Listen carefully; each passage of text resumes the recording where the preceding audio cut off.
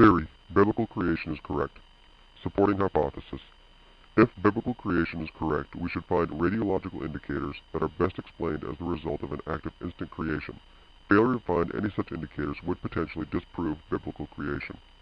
Experiment: examine crystals for evidence of radiological damage from isotopes that are too short-lived to survive until the crystallization process is complete.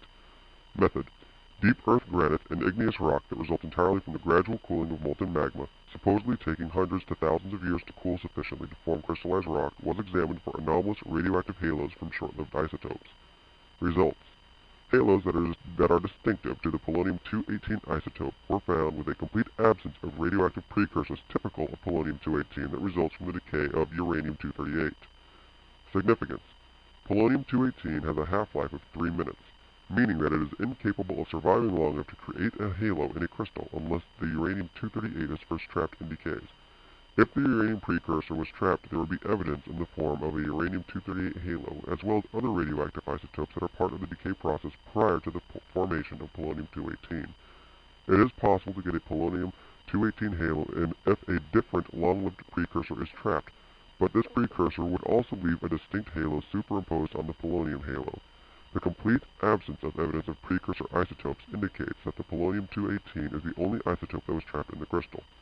Since polonium-218 is so short-lived it must be trapped in the crystal within minutes of forming, this indicates that the crystal and the polonium-218 were formed simultaneously.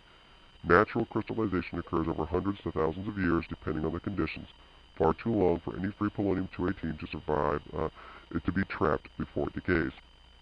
Conclusion: since polonium-218 can only survive long enough to create a halo in a crystal if the crystal is formed unnaturally fast, within minutes rather than centuries, these halos are best explained as a result of an active instant creation.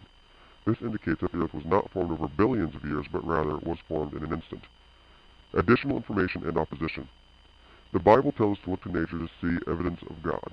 These polonium halos are so powerful as evidence for instant creation that they have been nicknamed fingerprints of God. For example, Professor R.G. Kasman made the following statement in GeoTimes. The polonium halos, especially those produced by polonium-218, are the center of a mystery. The half-life of the isotope is only 3 minutes, yet the halos have been found in granite rocks at considerable depths below the land surface and in all parts of the world, including Scandinavia, India, Canada, and the United States. The difficulty arises from the observation that there is no identical precursor to the polonium. It appears to be primordial polonium.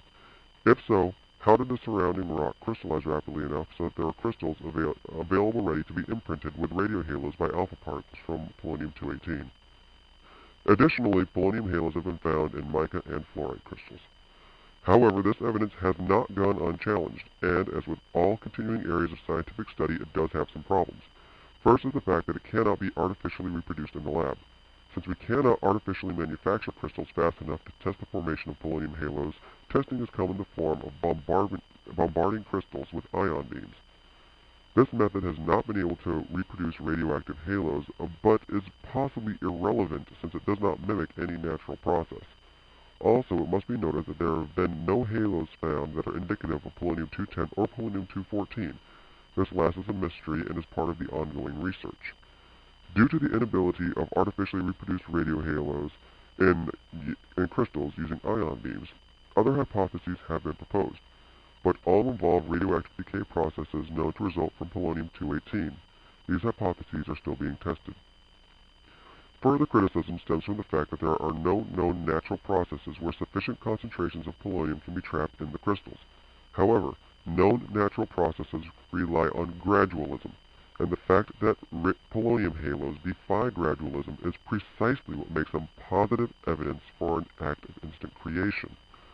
Also, further criticism comes from the fact that most accepted scientific evidence seems to indicate an old Earth, and the hypothesis of a young Earth as supported by these polonium halos directly contradicts this. Finally, there is criticism that not all samples where polonium halos have been found are Precambrian. However, creation theory requires that these halos exist in any layer of rock that was there at the formation of the Earth, as well as sediments that contain particles from these rocks. Given this, the fact that polonium halos have been found in supposedly younger rocks is actually additional support for a young Earth according to creation theory and not evidence against it.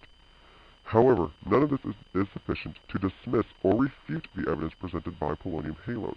It is absolutely sufficient to dispute them, but not to refute them. And all declarations of refutation are both irresponsible and premature, indicating a lack of basic scientific understanding on the part of those who misuse the word refute when dispute is the honest and appropriate term. Resources include the work of master's level physicist Robert Gentry as published in peer-reviewed journals such as the Popular Science as well as Nature, and others who have worked with him in this field of research, as well as popular evolutionist resources such as talkorigins.org.